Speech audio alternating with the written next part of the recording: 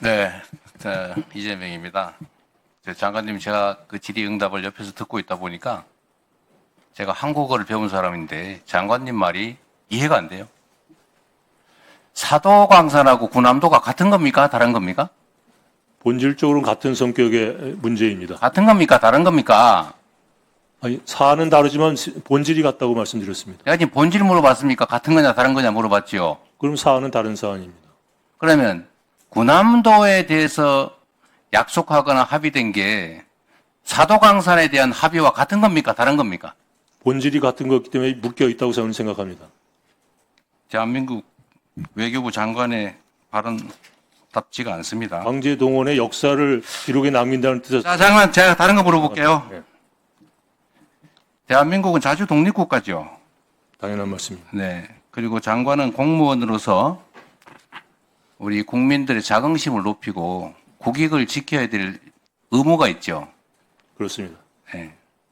그런데 이번 사도광산 관련된 외교 협상에서 우리 국익에 부합하지 않다든지 국민들의 정서에 부합하지 않으면 최소한 반대 의견을 가지고 관철해야 되는 건 맞지 않습니까?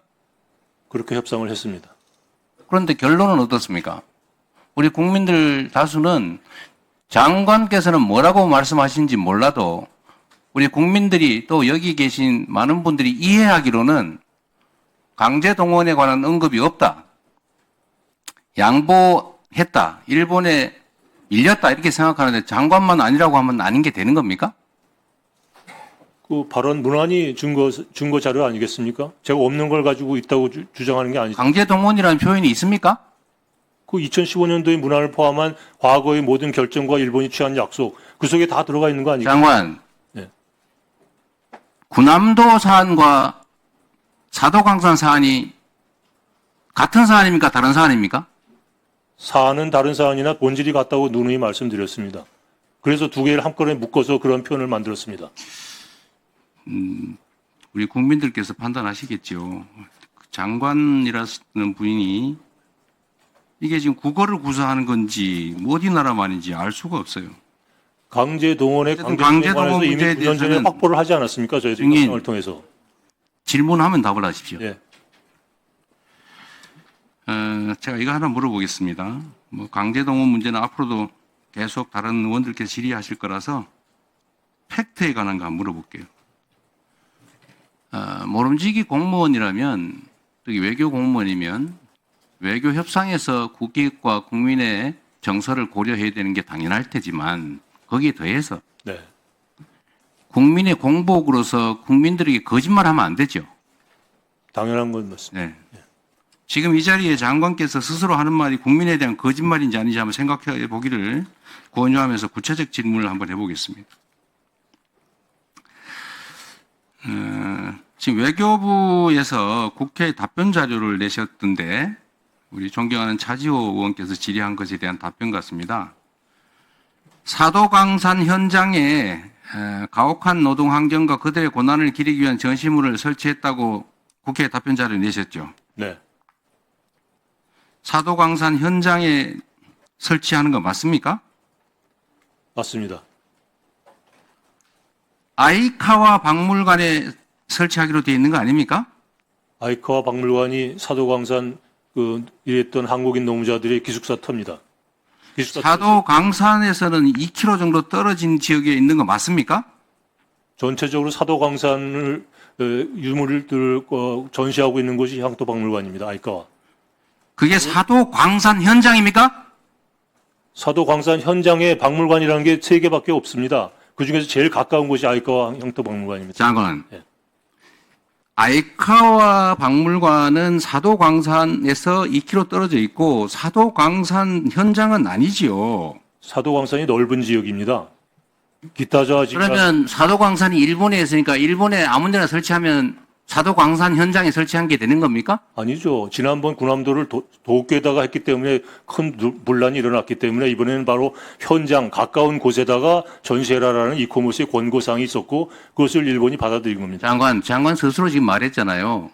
가까운 곳에. 사도광산이 그 커다란 그쪽에 일부 지역이 장관. 향토박물관입니다. 장관 스스로 한 말 중에 가까운 곳하고 현장하고 같습니까? 다릅니까?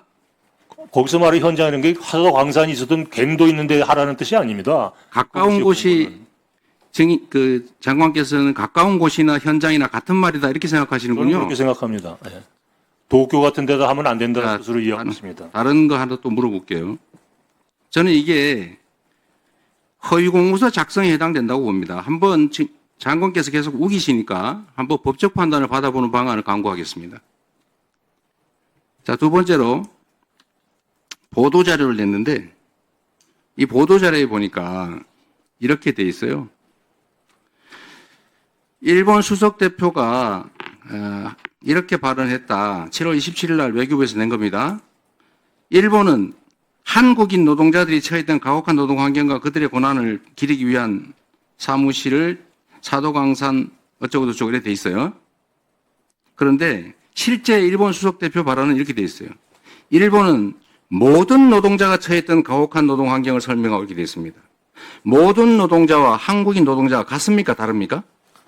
그건 그 부분만 딱 떼서 했기 때문에 그렇고요. 일본 수석 대표의 발언 첫 부분부터 보시면 그 모든 노동자가 특히 한국인 출신 노동자라는 것을 강조하는 단어라는 걸 금방 알게 돼 있습니다. 자, 근데 그 부분을 다 빼고 뒷부분만 뽑아서 보도했기 때문에 그렇게 읽히는 겁니다.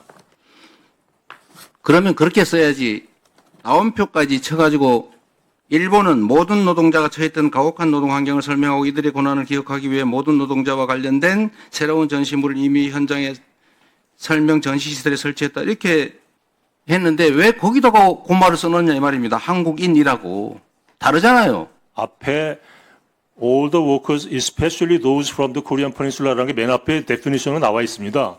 그러고 나서 그 다음에 모든 노동자는 바로 그것을 의미한다라는 것이 왜 조약문이나 법률 보면 그렇게 써 있지 않습니까? 앞에는 자세히 쓰고 이하 약칭 이런 식으로 되어 있는 겁니다.